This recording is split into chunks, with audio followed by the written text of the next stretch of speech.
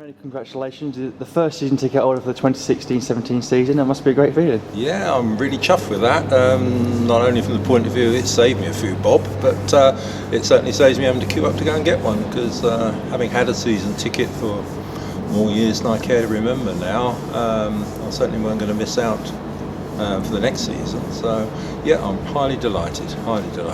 You've touched upon it there. You're very much a long-term supporter of the club. 1975, I think, was your first season ticket. So just tell us a little bit about how you started supporting Cambridge United. Well, I must confess, didn't pay too much attention until we got in the league in, what was it, 72. Came that season for a few games, and it was a slow process, but after a few more you get hooked, and it is an addiction, quite frankly. There have been times in the past you think, what the heck am I doing here, especially some of the away games to some far-flung outposts, but you just can't give it up. Well, I certainly can't give it up. I just can't imagine never ever coming to Cambridge, quite frankly. It's in the blood, and it always will be. You're obviously sat in your seat in the main stand, not always been over here. You started in the Habbin. Just tell us a little bit about the switch. Yeah, well, believe it or not, I was a young man once, and the Habbin over there, that's where I started off. Always remember, it's the fourth post along. Always used to count them as we came in, 1, 2, 3, 4, get to the fourth one, that's where we stopped. It was a strange situation in some respects. I started coming, and then I got my dad hooked, which is usually the other way around. It's usually the dad brings the son. But I bought him, and he came along, and for a number of years he too was a season ticket holder. He got older, as people do, and he fancied sitting down and taking it easy. So then we migrated through to the main stand, and now I'm old. I'm grateful we did, because it's good here. I like it. You get to know the guys around you, and you don't see them other than on a Saturday afternoon or a Tuesday evening or whatever. But it's just seems the right place to be now.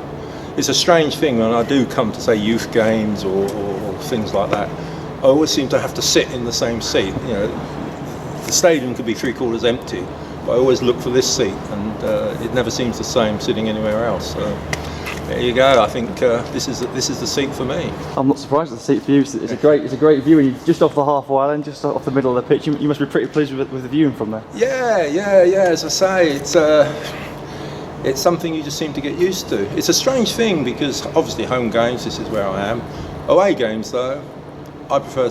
I'm still, although I look ridiculously old, I'm not that old that I still can't enjoy standing behind the goal. And so away games, it's standing behind the goal for me. But home games, this is where I feel at home, just here. Obviously, you've mentioned support of the club for over 40 years now. I guess there's plenty of highs and lows in that time. Could you pinpoint one high? Well, it's the obvious thing, isn't it? Was it May 2014? I guess. I don't think I'll ever experience anything quite like that ever again, really. I still get quite emotional even thinking about it. Flogged the DVD to death.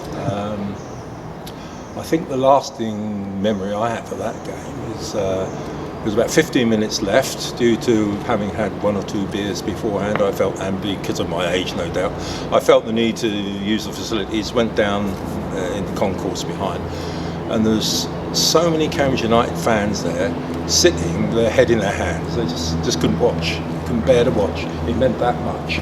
So that was the high. There's been other highs as well. Bristol City here, 5-1 winning. Ipswich away, we won. Steve Claridge got the winning goal.